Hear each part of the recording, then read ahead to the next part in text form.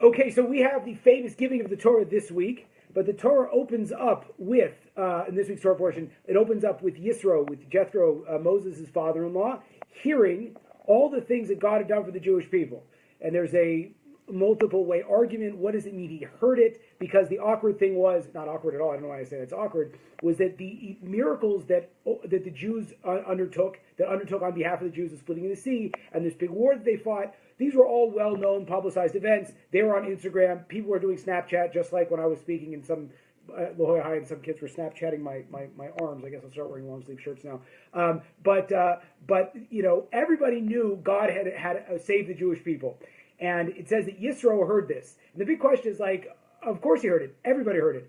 And so Rashi and all of the different commentators explain that he heard it, he internalized it, and he took action. There's a really fascinating statistic that Jews, specifically Orthodox Jews, don't have a lot of spontaneous prayer, which is kind of crazy because we'll spend on average, an hour and a half a day in synagogue, in formal prayer.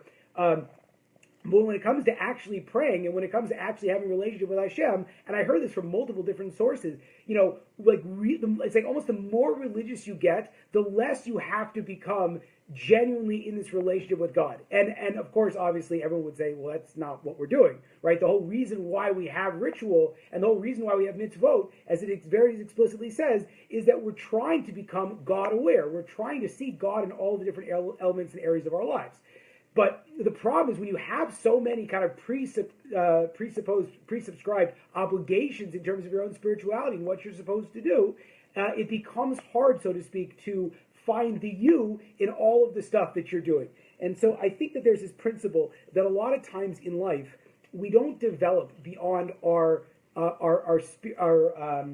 child, I guess you could say our childish spiritual understanding, our relationship with God. And that's why there's this whole movement within the Jewish world of learning how to talk to God. And as someone that has, I was very expansive, and then I kind of went into a certain approach to my own Judaism. And I almost lost my ability to talk to God because it was so pre-subscribed. And again, that doesn't mean you can't do the stuff that's pre-subscribed, but on top of it, now you have to start to work. Where can I spontaneously talk to God? Where can I actually have this relationship? Where can I internalize this stuff as opposed to just going through the motions? That was the real lesson, I think, that Yisro was talking about, was where do you find individuality? Where do you hear something? How do you hear something? How do you process it to the point that it can actually carry through to practical action? The problem is, and again, I'm just, who am I to say this, but this is my opinion, and you don't have to watch this, right? But the process of learning something new and having it impact your actions doesn't necessarily mean I'm just looking for more stuff to do, but rather it should fundamentally and foundationally change how you have this relationship with God. What does that mean?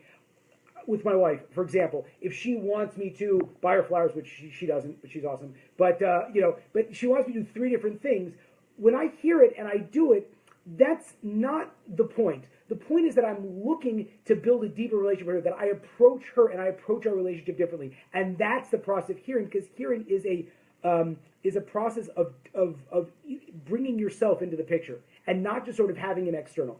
So that was a lesson, and because of that, really, God gave us the Torah. God gave us this beautiful opportunity to get close to Him, but He really wants us to bring out the individuality. So I want you to have a blessing to be individual in their Judaism.